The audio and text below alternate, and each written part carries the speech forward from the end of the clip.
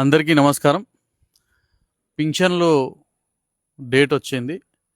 ఎవరైతే అర్హులు ఉన్నారో వాళ్ళందరూ కూడా పింఛన్కు అప్లై చేసుకోవడానికి ఈ నెల 31వ తారీఖు ఫైనల్ డేట్ ఉంటుంది. కాబట్టి 57 సంవత్సరాలు దాటినటువంటి ప్రతి ఒక్కరు కూడా ఈ పింఛన్కి అర్హులు. రెండవది వితంతు పెన్షన్స్ ఉంటాయి. 18 సంవత్సరాల నుండి ఎవరైనా సరే మహిళలు, భర్త చనిపోయినటువంటి మహిళలు డెత్ సర్టిఫికేట్ తీసుకొని వెళ్ళినా వారికి కూడా అవకాశం ఉంటుంది.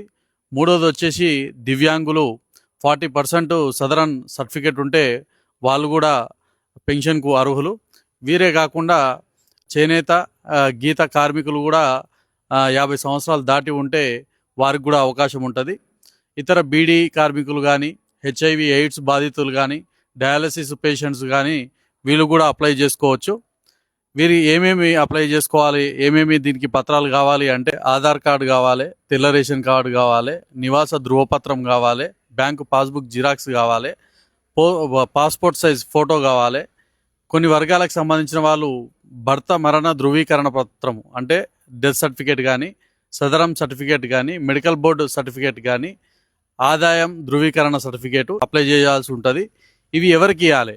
గ్రామ పంచాయతీలో అయితేనేమో గ్రామ పంచాయతీ కార్యదర్శికి కానీ, లేకపోతే ఎంపీడీఓకి కానీ, పట్టణాల్లో అయితేనేమో వార్డు ఆఫీసర్కు కానీ, కమిషనర్ గారికి కానీ అందజేయాల్సి ఉంటుంది. ఇది 31 డేటు, ఈ నెల 31 డేటు, అది గుర్తుంచుకోండి.